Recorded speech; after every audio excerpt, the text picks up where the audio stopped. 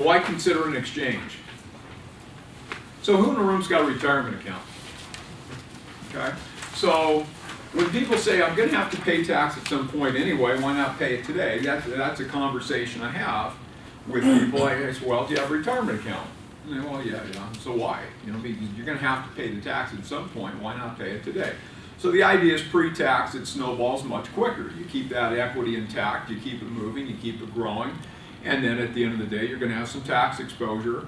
With 1031, you can, as Ken pointed out earlier, we've got the ability to swap till you drop. Now, you know, that's one of these things where I'm going to have to make sure we don't have this thing aired until after the final vote on tax reform, because our industry was saying, don't talk about swap and drop, because you know, you have that elimination, you get that step up, and that's something that is really costly to the federal government, honestly.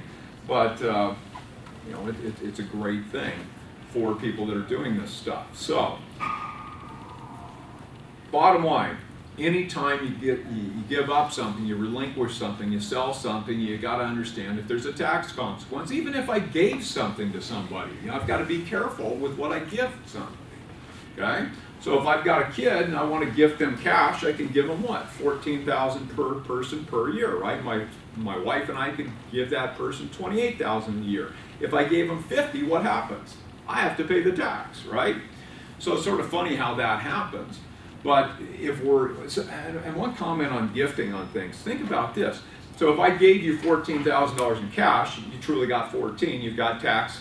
I've got no tax consequence. You, the recipient, have no tax consequence. If we go to 20 or 30 or whatever it is, I'm going to have the tax exposure. The person granting that gift, the recipient does not. If I'm giving a piece of a property, though, I can actually accelerate those transfers while minimizing tax exposure, because maybe a $20,000 interest in the real estate is only worth 14 because that person's received a minority interest. They don't have control.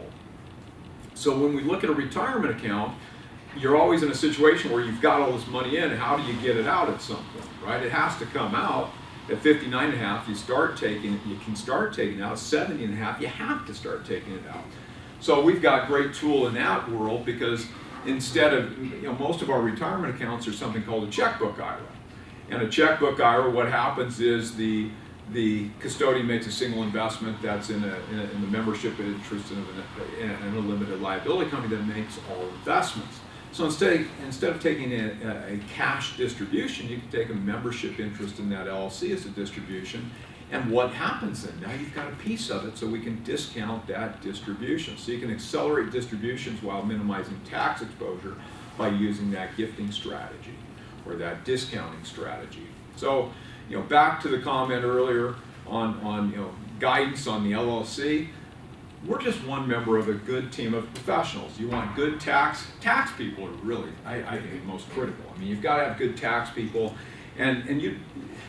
Maybe you wouldn't be surprised how many people have piles of real estate and no tax guidance. I mean, TurboTax might have an income tax component or a property you know, component.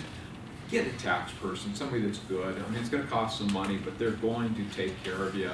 And if you're ever audited, mind just telling me to sit down over there, and I'm happy to do it. They're going to take care of the stuff. So there's lots of things out there. And one example of what, you know, a value that they might be able to offer you is, think about a rental house. You go out and buy a rental house. Who makes the allocation between dirt and improvements?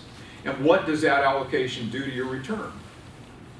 If you bump up the value of the improvements, you've got more to depreciate, your cash flow changes. It increases dramatically. You minimize it, it's the opposite. So who makes that allocation? Who does that today? You look at a property tax statement, when was the last time that was accurate? Anybody heard of a cost segregation study? Well, cost seg will take this building and break it up into carpet and tile and counters and lighting and plumbing, and all they're doing is taking the same depreciation but accelerating. So you don't get additional depreciation, you're just getting additional in a given year. If you go out the whole investment life, you're not going to have any additional, you're just accelerating that, which totally changes the return on investment. Boil it down to simple cost seg is a house to improve, you know, the dirt to improvements. I mean, that's 2, but you can take it 10 or 20 deep. So the thing is, good tax people, they're going to support what's going on. They're going to help you justify what's going on. And you know, they might not be cheap, but they're going to save you. Hopefully, they're saving you a lot more than they're costing you. Legal people, finance people, property managers. You know, you've got a team of people. Take advantage of that team.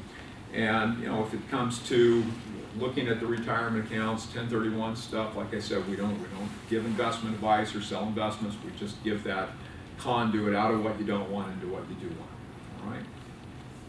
So, why would you think about an exchange? Why pay tax that you don't have to? That's the bottom line. And I joke, one of the guys I hired when we first put the company together, he says, yeah, once in a while somebody will in a seminar, I'll be all mad because they say, well, gee, you know, you're American, it's the right thing to do is pay the tax.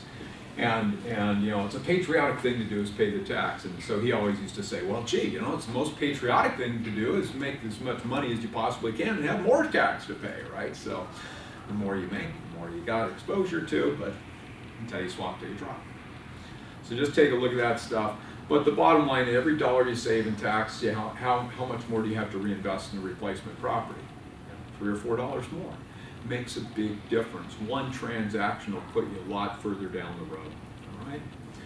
So, why pay it if you don't have to? The biggest thing you're going to have to understand when you're looking to sell something is what's the tax obligation. Do you have any tax obligation?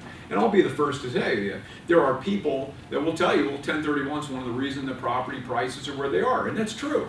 Because people will pay more, especially think about coming in from California, those bad Californians like I was. You know, we're used to a different price point than what is here. But the bottom line is, if I don't make this transaction happen, I'm going to have to pay X in tax. And maybe I'm paying, if I have a $100,000 tax obligation and we're sitting there fighting over a $10,000 difference in price, what am I going to do? I'm going to pay the extra 10. You know, if I'm outside my 45-day ID period, which we'll talk about, and that's the only property I've identified, I'm going to be moving forward with it. So understand, if you're a broker, understand who you're representing. All right? I do a lot of different meetings, and I'll be sitting in a room someplace and hearing people pitch properties or pitch money looking for properties, and somebody will raise their hand and say, hey, I've got a 1031 buyer, their ID date is next Tuesday. Everybody in the room now knows that person's highly motivated to make something happen. And then, so if you're the listing broker and you can find out where they are in the 45th and 180th and what's been ID'd, do you have more or less leverage? So what's the old saying on buyers? Buyers are liars, remember that? You never heard that. My investors started turning their head. I look at it, and people didn't used to like 1031. So if we go back in the late 80s, there were no ID rules. We'll talk about the ID rules in a few minutes. But in the late 80s, you could identify Clackamas County if you wanted. That's why the buyers are liars comment comes up. Because, well, gee, I ID'd the county of Clackamas. Well, you didn't have any restriction there. 91, we had some real tight restrictions come into play. We've got 3 different ID options we'll talk about in a little bit. But I would argue today that if you've got somebody that walks in off the street to make an offer, they're less motivated to make something happen than somebody in exchange that has a ticking timeline that has to be met to get there. So, if you're the listing broker, do what you can to find that information out. If you're the buyer's broker, do not let that information out. Okay? And I've probably got more people than ever before getting transactions done inside the 45 days than ever before because people don't want to have that problem. Yes? Don't you have to identify that you're in an exchange on the acquisition side? Well, no, I mean, your purchase sale agreement, so what happens is contracts in the state are assignable unless they prohibit assignment. The residential and commercial forms, at least last I've looked, do not prohibit assignment. So at the 11th hour, you can always assign the transaction to us. So, and your forms also include cooperation provisions that give the writer the option to do an exchange. So it's there to cover all possibilities. The downside of those is that it doesn't put anybody on notice. So if you don't let escrow know that it's going to be an exchange, the deal could get closed without it being structured as an exchange. So I'm a fan of putting in there somewhere an additional, contingency or provision that it is, if you're going to do an exchange, put it on there. I mean, there's really no downside to doing that today. I mean, when I moved here, remember those old MLS books. I mean, they were big, thick things. We had to go through those, and you would look, to your point, John. I mean, you'd look at those things and say, gee, 1031, and people that didn't understand it, they would shy away from it. So I don't know if any other brokers in the room remember that have had those experiences, but I remember going back 25 years ago, and people would hesitate, because it was scary. And I mean, I had a little more hair on my head in those days, so I came in from out of the area, putting a concept together. We put the company together because we couldn't get it done, so I'll never forget my corporate lawyer, when we're putting the business together, he says, "You're going to do what? People are going to pay you for this?" And I said, yeah, this is the way. And he just was like, wow. So, you know, it's one of those things where it's changed a lot. People are much more aware of it today. The purchase sale agreements in most states include some type of built-in boilerplate provision allowing the exchange, but I'm still going to say, to your point, you ought to put something in there because it puts people on notice. And then you've made it a contingency so that escrow is going to get it taken care of. If you don't have it there, how do they know? Right? The deal can get done. And like I said, unfortunately, we still have transactions that get closed when somebody wanted to do an exchange, it doesn't get done as an exchange. Right? As a broker, why would you think about it? You get a listing maybe because you gave somebody the opportunity to go do something. When we're looking at, let's say, in today's market, it's hard to find stuff, right? I mean, it's a tight market. People want a lot of money for things. I think we're the DST or Tennessee in Common world. I think that's a great opportunity for people to get out of things that they no longer want. Maybe they're not finding what they want. That gives them the opportunity to get a place to go. But maybe you get a listing out of it. If you've done your job, you're going to get a seller, you're going to get a buyer if you're the broker. Not only do you have a buyer, you know what that person wants, you're working with them, you know when they have to buy it, how much they can spend, and how much they must spend through the exchange. So that's a good thing. The last point is the most important one. As I said, we still have transactions that close. People want to do an exchange and they don't get it done. You got somebody that's happy. You just saved them a pile of money potentially, and maybe it's the reason you got the listing. Nobody else mentioned it.